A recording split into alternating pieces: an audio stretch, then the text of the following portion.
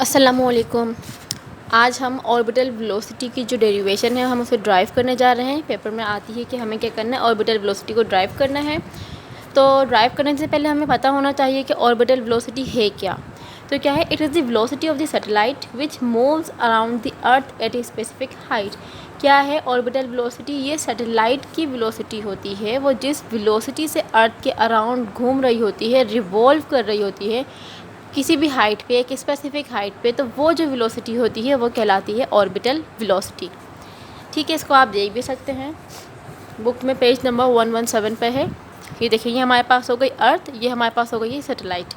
तो क्या है, ये सैटेलाइट जो है अर्थ के अराउंड क्या करती है, ये रिवॉल्व होती रहती है, घूमती रहती है। सही। तो अब किसी न किसी हाइट पे होगी, कोई एक स्पेसिफिक हाइट होगी जिस हाइट पे जो है ये क्या करती है, रिवॉल्व करती है। तो ये सैटेलाइट की जो वेलोसिटी होती है ना, वो कहलाती है ऑर्बिटल वेलोसिटी। ठीक है, तो हमें क्या करना है, हमें वही फाइंड करना है, मतलब हमें सैटेलाइट की वेलोसिटी फाइंड करनी है। ओके, देख लेते हैं क्या लिखा है। अगर आपको यहाँ सही से नहीं दिख रहा हो क्योंकि बुक में बहुत छोटा लिखा है, तो आप अपनी बुक जो है सामने रखिएगा, पेज नंबर 117 पे है ये टॉपिक। तो क्या लिखा है, consider a satellite of mass m moving in an orbit of radius r with velocity v around the earth. हमने क्या करना है, एक सैटेलाइट कंसिडर करनी है जिसका मास जो है m है, जो कि क्या कर रही है, जो कि एक ऑर्बिट के अराउंड जो है, मतलब अर्थ के अराउंड एक ऑर्बिट में रिवॉल्व कर रही है। उसका जो रेडियस है वो हो गया है r, और उसकी जो वेलोसिटी है वो है v। The gravitational force of attraction between the satellite and the earth provides necessary centripetal force। और क्या होगा कि जो ग्रेविटेशनल फोर्स है उस सैटेलाइट और उस अर्थ के दरमियान वो क्या कर रहा होगा, वो जो है एक सेंट्रीपिटल फोर्स भी वहाँ पे प्रोड्यूस कर रहा होगा या प्रोवाइड कर रहा होगा। ओके, अब हमें क्या करना है, देखें, एक तो हमारे पास यहाँ पे अर्थ का मास हो गया, एक हमारे पास किसका मास होगा, एक हमारे पास हो गया सैटेलाइट का मास होगा, और दोनों के दरमियान जो है फोर्स ऑफ अट्रैक्शन भी होगी, और दोनों के दरमियान का जो डिस्टेंस है वो r है।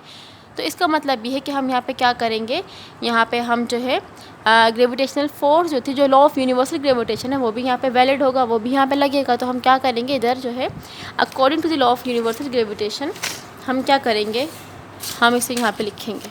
ठीक है, तो according to the law of universal gravitation उसका फॉर्मूला क्या था, वो इक्वल होता है, मतलब F इक्वल है G m1 m2 divided by r square. ऐसा ही था। अब यहाँ पे हमारे पास जो F है वो तो F ही है, जो G है उसकी जगह G ही आ जाएगा। जो m1 है, मतलब जो मास है, एक तो हमारे पास हो गया है उस सैटेलाइट का मास जिसको हम कह देते हैं m, और एक हमारे पास होगा मास ऑफ द अर्थ, मतलब अर्थ का मास। ठीक है, तो यहाँ पे मैं क्या लिखूँगी, m1 जो है हम अर्थ का मास कंसिडर कर लेते हैं, तो ये हो जाएगा me, मतलब मास ऑफ द अर्थ, और ये जो m है ये हमारे पास हो जाएगा सैटेलाइट का मास। ठीक है, और ये आ जाएगा डिवाइड में r स्क्वायर। तो हमने क्या किया, लॉ ऑफ यूनिवर्सल ग्रेविटेशन को अप्लाई किया यहाँ पे, और उसकी जगह जो है m1 और m2 की जगह उसकी वैल्यू को पुट कर दिया है। अब यहाँ पे क्या है, ये तो हमारे पास हो गई है एक कंडीशन। ओके, अभी जैसे इन्होंने अभी जो मैंने आपको पढ़ के बताया था, वहाँ पे क्या लिखा था कि क्योंकि जब वो सैटेलाइट जो है अर्थ के अराउंड रिवॉल्व कर रही होगी तो वहाँ पे जो है सेंट्रीपिटल फोर्स भी वो हम प्रोवाइड हो रही होगी। सेंट्रीपिटल फोर्स कब होती है कि जब कोई भी ऑब्जेक्ट किसी भी सर्कल में, मतलब राउंड जो कोई रास्ता हो, कोई डायरेक्शन हो, अगर कोई भी चीज़ जो है वहाँ पे उसके अराउंड जो है रिवॉल्व हो रही हो, तो वहाँ अब जो फोर्स प्रोड्यूस होती है वो फोर्स कहलाती है सेंट्रीपिटल फोर्स। ठीक है, सेंट्रीपिटल फोर्स क्या होती है कि जब भी कोई राउंड जैसे कोई वो हो ना, जो कोई मूविंग क्या है, कोई भी ऑब्जेक्ट जो है किसी भी सर्कल के अराउंड क्या करे, मूव करे, और उसकी जो डायरेक्शन है वो कहाँ है, उसकी टुवर्ड इट्स सेंटर है। मतलब कि ये कोई भी एक रास्ता समझें आप, ये है कि कोई भी एक ऑब्जेक्ट है वो इसके अराउंड घूम रहा हो और क्या करे, उसकी जो डायरेक्शन हो वो टुवर्ड्स इट्स सेंटर हो। ठीक है, तो ये वाली अब जो फोर्स प्रोड्यूस होती है ना, वो फोर्स कहलाती है सेंट्रीपिटल फोर्स। अब क्योंकि यहाँ पे जो अर्थ है और यहाँ एक सैटेलाइट थी, जो सैटेलाइट क्या कर रही थी, उस अर्थ के अराउंड जो है रिवॉल्व कर रही थी, और कहाँ पे, टुवर्ड्स इट्स सेंटर, मतलब उसके सेंटर की तरफ। तो यहाँ पे क्या होगा, इस वजह से यहाँ पे जो है सेंट्रीपिटल फोर्स ही प्रोड्यूस हो रही होगी। ठीक है, तो ये जो थी ये हमारे पास आई थी ग्रेविटेशनल फोर्स थी, जो कि लॉ ऑफ यूनिवर्सल ग्रेविटेशन की वजह से आई थी। और अब जो हमारे पास फोर्स आएगी वो कहाँ से आएगी, वो आएगी सेंट्रीपिटल फोर्स की वजह से। तो हम यहाँ पे लिख देंगे कि वी नो दैट, कि हम जानते हैं, क्या जानते हैं, कि सेंट्रीपिटल फोर्स जो है, मतलब F C इक्वल होती है mv² अपॉन r के। यहाँ पे m जो है वो मास है, v वेलोसिटी है, r क्या है, r उसका रेडियस है। ठीक है, अब देखें ये एक हमारे पास क्या है, ये भी फोर्स है, ये भी फोर्स है। ठीक है, तो दोनों फोर्सेस क्या होंगी, दोनों फोर्सेस इक्वल होंगी, क्योंकि जो फोर्स लग रही हैं वो उस अर्थ की और अर्थ के साथ जो सैटेलाइट वगैरह लगे, सैटेलाइट है ना यहाँ तो अर्थ की और सैटेलाइट की दोनों के जो मास है उनकी वजह से जो फोर्स लग रही है वो ये फोर्स है। और वो जो सैटेलाइट उस अर्थ के अराउंड जो मूव कर रहा है, रिवॉल्व हो रहा है वो सैटेलाइट, तो उसकी जो वेलोसिटी है वो ये, सॉरी उसकी जो फोर्स है वो ये रही, मतलब Fc। तो इसका मतलब ये है कि ये वाली फ़ोर्स और ये वाली फ़ोर्स दोनों क्या होंगी, दोनों इक्वल होंगी, दोनों बराबर होंगी। ठीक है, तो हम यहाँ पे लिख देंगे कि यहाँ पे जो है ये दोनों बराबर हैं, तो इसका मतलब क्या होगा कि हम इन दोनों को कंपेयर करवा देंगे। ठीक है, एक ये वाली इसको और एक ये वाली इक्वेशन, दोनों इक्वेशन को हम क्या कर लेंगे, हम कंपेयर करवा देंगे। बुक में क्योंकि यहाँ पे कोई सामने जो है कोई वो नहीं लिखी हुई, इक्वेशन नहीं लिखी हुई, तो लेकिन मैं आपको समझाने के लिए इसको इक्वेशन का नाम दे देती हूँ। इसको मैं कह देती हूँ इक्वेशन ए और इसको मैं कह देती हूँ इक्वेशन बी। तो हम यहाँ पे क्या करेंगे, ये इक्वेशन ए और इक्वेशन बी को क्या कर देंगे, कंपेयर कर देंगे। कंपेयर क्यों कर देंगे, क्योंकि दोनों फोर्सेस हैं, दोनों बराबर हैं, तो हम क्या कर लेंगे, इनको कंपेयर कर लेंगे। ठीक है, तो कंपेयर करने का मतलब ये होगा कि अगर ये दोनों आपस में इक्वल हैं तो इसका मतलब है कि इनका जो राइट साइड है वो भी क्या होगा, आपस में इक्वल होगा, तो हम इनको इक्वल कर देंगे। तो जब मैं इन दोनों को कंपेयर करूँगी by comparing equation number A and B, by comparing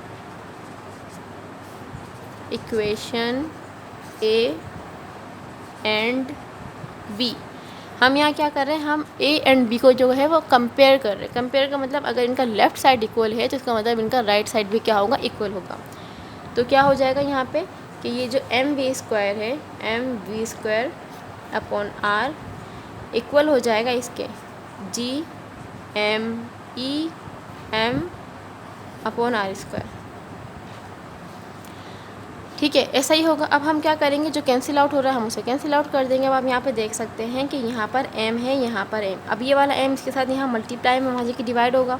ठीक है, तो मतलब नीचे आ जाएगा, तो इसका मतलब ये है कि ये m और ये m कैंसिल आउट हो गया। अच्छा, ये r यहाँ इसके साथ डिवाइड में है, वहाँ जाके मल्टीप्लाई हो जाएगा, मतलब ऊपर आ जाएगा। इसका मतलब ये है कि एक r कैंसिल हो जाएगा, तो ये वाला r इसके एक r से कैंसिल हो जाएगा। अब जो रिमेनिंग जो कुछ भी बचा वो टर्म्स बची हैं वो हम लिख लेते हैं। यहाँ बचा v², यहाँ पे बचा g, इधर हो गया me और यहाँ पे बचा r, क्योंकि एक r जो है वो यहाँ पे अभी कैंसिल आउट हो चुका था। तो हमारे पास v² इक्वल आ गया है GME अपॉन r, इसको हम कह देते हैं इक्वेशन नंबर 1। ठीक है, तो हमने क्या किया, यहाँ पे law of universal gravitation apply किया था, उसके बाद हमने क्या किया था, यहाँ पे जो है सेंट्रीपिटल फोर्स मतलब अप्लाई की थी, उसके बाद हमने क्या किया था, सेंट्रीपिटल फोर्स अप्लाई हो गई थी, ग्रेविटेशनल फोर्स अप्लाई हो गई थी, दोनों को हमने कंपेयर किया था, तो हमारे पास इक्वेशन नंबर 1 आ गई है। ठीक है, अब हमें क्या करना है, अब हम दोबारा से आते हैं यहाँ पे, ये जो इक्वेशन नंबर ए है ना, हम दोबारा से इस पे आते हैं। तो इक्वेशन नंबर ए हमारी क्या है कि यहाँ तक होगा, यहाँ तक अब भूल जाए, अब हम अलग काम कर रहे हैं। ठीक है, अलग हम काम क्या करें, हम अभी इक्वेशन नंबर ए को कंसीडर कर रहे हैं। तो इक्वेशन नंबर ए हमारे पास क्या थी, इक्वेशन नंबर 1 ए हमारे पास थी F इक्वल है GMEm अपॉन r², ऐसा ही था। अब आप ये देखें ये फ़ोर्स कितनी होती है, ये फ़ोर्स जो है डिपेंड करती है उसके वेट पे, कि जितना ज़्यादा वेट होगा उतनी ही ज़्यादा फोर्स अप्लाई होगी। ठीक है, अगर कम वेट होगा तो कम फोर्स अप्लाई करेंगे, ज़्यादा वेट होगा तो ज़्यादा फोर्स अप्लाई करेंगे। इसका मतलब ये है कि जो फोर्स है ये इक्वल होगा वेट के। इसका मतलब क्या होगा कि जो फोर्स है वो इक्वल है वेट के। ठीक है, तो इसका मतलब ये है कि हम इस फोर्स की जगह W लिख सकते हैं। तो लिख देते हैं कि W इक्वल है GMEm अपॉन r²। ओके, अब हमें ये भी पता है कि जो W है वो इक्वल होता है mg के। ठीक है, W किसके इक्वल होता है, W इक्वल होता है mg के। तो इसका मतलब ये है कि हम W की जगह लिखेंगे mg। तो यहाँ पे क्या आ जाएगा, यहाँ पे आ जाएगा mg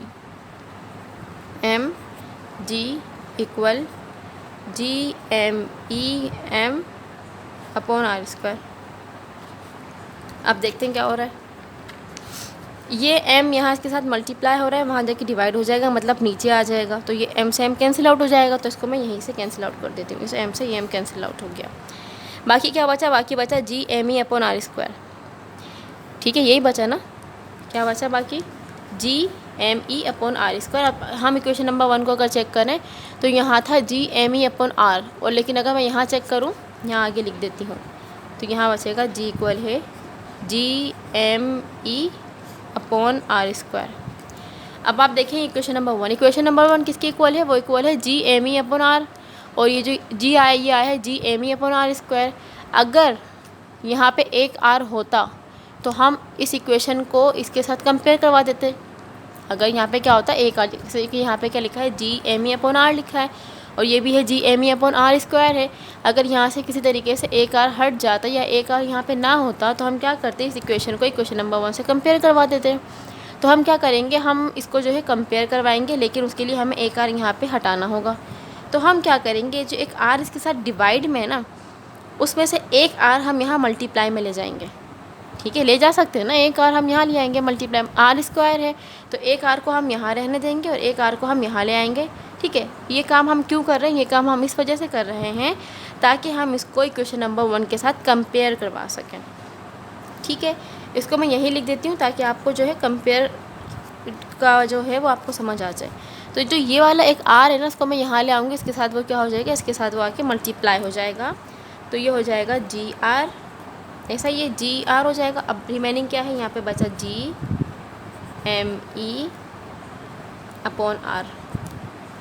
इसे हम कह देंगे इक्वेशन नंबर 2। क्या बचा GME/r, r² तो एक r हम वहाँ लेंगे। अब आप देखें इक्वेशन नंबर 1 और अब देखें इक्वेशन नंबर 2। इसका जो राइट साइड है वो है GME/r, ये भी क्या है GME/r। इसका मतलब ये है कि अगर इक्वेशन नंबर 1 और इक्वेशन नंबर 2 का एक साइड इक्वल है, राइट साइड उसका इक्वल है, तो इसका मतलब ये है कि उसका जो लेफ़्ट साइड होगा वो भी क्या होगा, वो इक्वल होगा। मतलब ये जो v² है वो इक्वल होगा GR के। तो हम क्या कर देंगे, यहाँ पे हम कंपेयर करवा देंगे इन दोनों इक्वेशन को bye comparing equation number 1 and 2। क्यों हमने कंपेयर करवाया, क्योंकि इसका जो राइट साइड है वो इक्वल है। उसके राइट साइड इक्वल होने की वजह से हम क्या कर देंगे, उसके लेफ़्ट साइड को इक्वल कर देंगे, और लेफ़्ट साइड क्या है वो इक्वल हो जाएगा v² इक्वल है GR के। ओके, अब हम यहाँ पे लिख देते हैं कि bye comparing equation number 1 and 2, bye comparing equation 1 and 2। जब हमने उन दोनों को कंपेयर करवाया तो हमारे पास क्या आ जाएगा, हमारे पास आ जाएगा v² इक्वल है GR।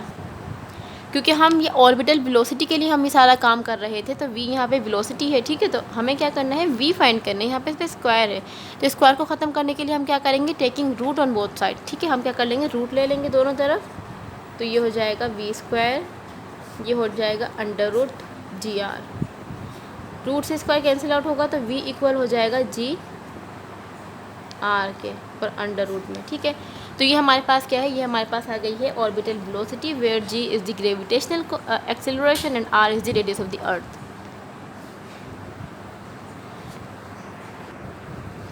Sorry, not radius of the earth बल्कि रेडियस, उस सैटेलाइट और अर्थ के दरमियान का जो भी रेडियस होगा ये वो है। ठीक है, अगर हम यहाँ पे कहते हैं कि अगर जो सैटेलाइट है वो अर्थ के बहुत करीब है, क्या है कि if satellite revolving very near to the surface of the earth, अगर क्या है कि जो सैटेलाइट है वो अर्थ की सरफेस के बिल्कुल करीब जो है वो रिवॉल्व कर रही है, तो इसका मतलब ये है कि ये जो r होगा वो इक्वल हो जाएगा रेडियस ऑफ द अर्थ के।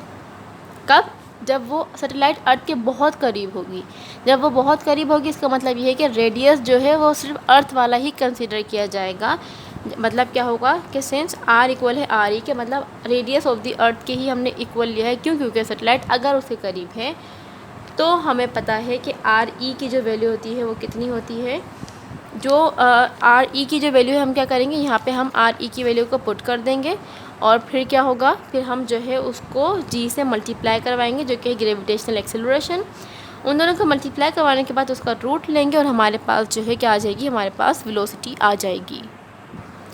तो यहाँ हमारे पास रेडियस ऑफ द अर्थ कितना है, 6.4 एक्सपोनेंट 6 मीटर। ये कंडीशन कब हम अप्लाई करेंगे, जब सैटेलाइट अर्थ के बहुत करीब होगी। ओके, तब हम वैल्यूज पुट कर लेते हैं। v ऐसे ही लिखा, अंडर रूट g की जगह क्या आ जाएगा 9.8 और r की जगह आ जाएगा 6.4 एक्सपोनेंट 6। अब हम क्या करेंगे, जब हम इसको मल्टीप्लाई करेंगे और जब हम इसका रूट लेंगे तो इसका आंसर जो है आ जाएगा, ठीक है, ये हमारे पास आंसर जो है वो कितना है 7920 किलोमीटर पर सेकेंड। ठीक है, तो हमारे पास यहाँ पे क्या आ गई है, हमारे पास सैटेलाइट आ गई है, और सॉरी हमारे पास क्या आ गई है, हमारे पास ऑर्बिटल वेलोसिटी आ गई है, मतलब सैटेलाइट की वेलोसिटी आ गई है। अच्छा, आप लोग अगर इसको मल्टीप्लाई करेंगे और रूट लेंगे तो इसका आंसर जो है मीटर पर सेकंड में आएगा, क्योंकि हमने जो यूनिट्स यहाँ यूज़ किए हैं वो मीटर ऐसा यूनिट लिए हैं, तो इनको मल्टीप्लाई करने के बाद और इनका रूट लेने के बाद आपका जो आंसर आएगा वो मीटर पर सेकंड में आएगा। तो आपको उसको जो है किलोमीटर में कन्वर्ट करना पड़ेगा। मीटर से किलोमीटर में आएंगे, मतलब छोटे से बड़े में आने के लिए जो कुछ भी करते हैं मल्टीप्लाई या डिवाइड आप वो करेंगे, देन जो है आपके पास 7920 किलोमीटर पर सेकंड आ जाएगा। सही, तो ये क्या कर ली हमने, ऑर्बिटल वेलोसिटी जो है ड्राइव कर ली है। अगर आपको इसमें कोई भी कन्फ्यूजन या प्रॉब्लम हो तो आप मुझसे पूछ सकते हैं। अल्लाह हाफिज़।